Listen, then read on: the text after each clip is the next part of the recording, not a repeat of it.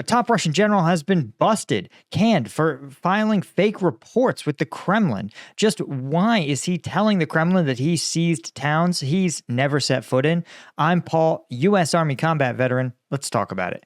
So this is a really crazy story, but also I think kind of emblematic and tells us something really interesting about the Russian MOD and the Kremlin. That is that the Kremlin seems to be attempting to cover up the removal of Colonel General Gennady Anashkin.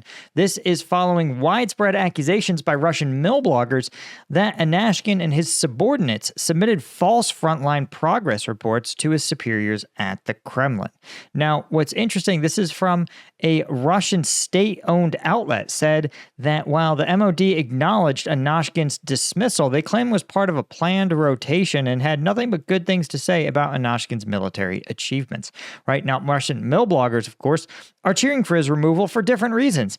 The milbloggers say his departure may lead to how improvements in Russian forces planning and conducting operations, namely because they actually know where the operations should take place, and that may make Russian commanders place a little bit more value on soldiers' lives at the front, right? And this is a really interesting take because, again, on a number of levels. First off, you've got Russian milbloggers are the ones who outed this story, claiming that they busted the commander of a number of his subordinate armies for submitting incorrect reports about Russian advances in Seversk. Particularly, the milbloggers pointed out that the Russian MOD, or particularly these commanders, claim they seized Belohorivka in May and Serebryanka in October. The milbloggers, of course, argue that this simply isn't the case. Now, we're going to talk about kind of the two dimensions here that I think are really interesting, but what I want to point out is that if you want to see just the how of these Russian attempts to take these regions, or not take these regions, rather, you want to check out the combat footage on combatvetnews.com. This is my personal site. This is my version of Patreon, where if you want to support the channel, keep me independent. I don't take any money from governments or NGOs or anything. I'm fully independent, and I can do that because I have you guys at my back. So if you want access to hundreds of uncensored combat videos dating back to the start of the war, you want to become a member, right? If you want additional benefits, of course, those higher tiers get you them. The link is in the description. Okay, so where are the areas that our illustrious Colonel General claimed to have taken, but in fact failed? Well, the answer is Seversk is right here, and he particularly claims to have taken Belohorivka and Serebryanka. Now, I point this out because you may know that this is actually one of the areas of the front line, one of the only areas, in fact, in the east here, north of Zaporizhzhia, where Russian forces have made no detectable progress, right? Note that in Chasiv Yar, the Russians have made considerable advances towards the town. You also have Russian advances occurring in Toretsk and New York, as well as in Volodar. Volodar here in the south, and of course towards Pokrovsk. And the reason I say this is because this has been actually a noteworthy failure for Russia. So it makes sense, of course, that this commander, insecure as he is going to likely claim to have taken Belohorivka. Now, the terrain is quite a bit less favorable, right? It appears quite elevated and quite... let's see if we can get the topographic map here.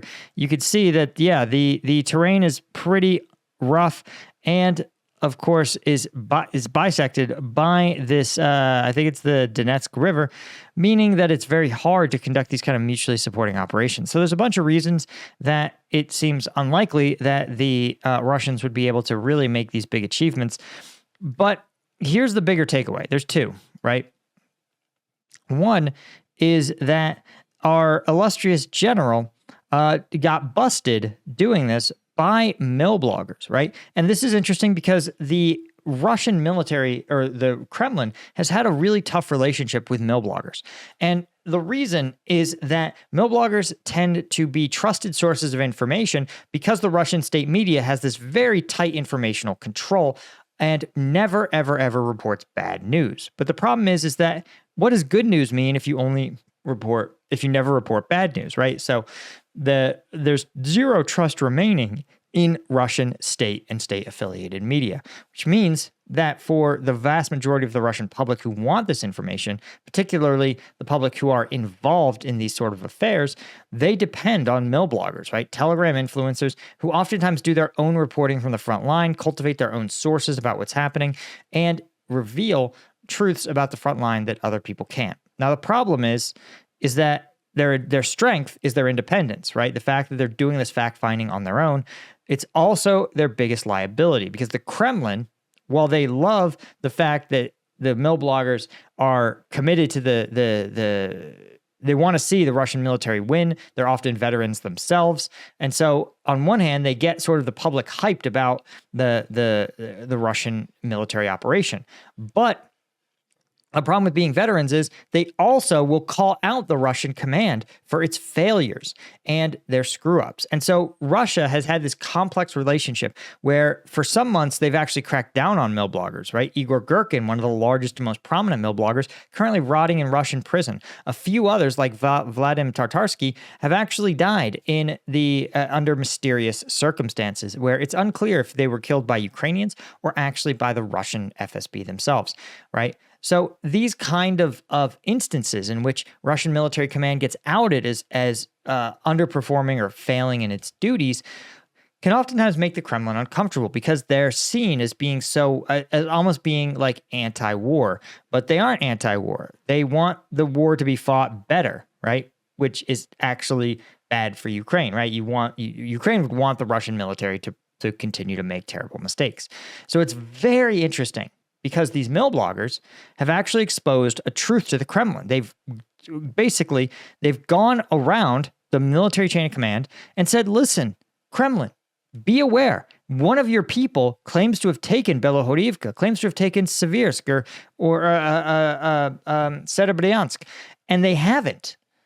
Like the milbloggers are like, dude, I'm at the front line. They're not in Serebryansk. So in some ways, they're functioning as the eyes and ears of the Kremlin, checking the work, so to speak, of these other commanders, right? So that itself is a value that the milbloggers provide, right? But you can't have them provide that value without assuming what the Kremlin views as a liability, which is exposing mismanagement and failures of the Russian military.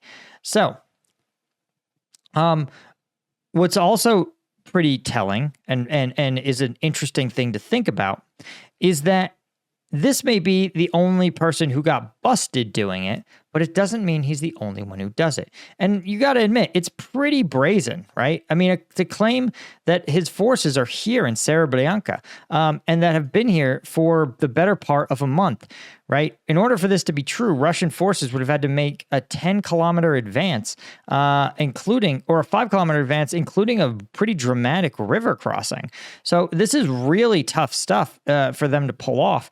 And it's pretty flagrant, right? It would involve a level of tactical prowess that we're just not expecting to see, right? Belohorivka, again, in all likelihood, you're talking about him claiming to have made a 10-kilometer advance. Again, since May, that's not unrealistic, but the more you make these claims, the more unrealistic they become. Again, to sit there and say, oh, well, actually, we control portions of Belohorivka is one thing. To say we've liberated two additional towns is a whole different set of can of worms, right? And this begs the question of what other generals are submitting these false reports. And they may not be submitting false reports about about actual progress. They could be submitting false reports that are harder to deem false. For example, casualty rates. Let's pretend, for example, that commanders in Chasiv Yar are saying, listen, we actually are taking about half the casualties that we officially claim to be. And all this stuff can be a problem for the Kremlin because they're making their decisions based on it, right? Again, imagine if instead of making advances along 3 major axes of the front line, right? Pokrovsk, Toretsk, and Chasiv Yar, instead, they thought they were making advances along 4 or even 5, right? What if they were told that the forces involved Changsk are pushing effectively, and again, they're rolling back Ukrainian forces in Kursk. So for Russia, they may actually believe that they're advancing more decisively than they really were, right?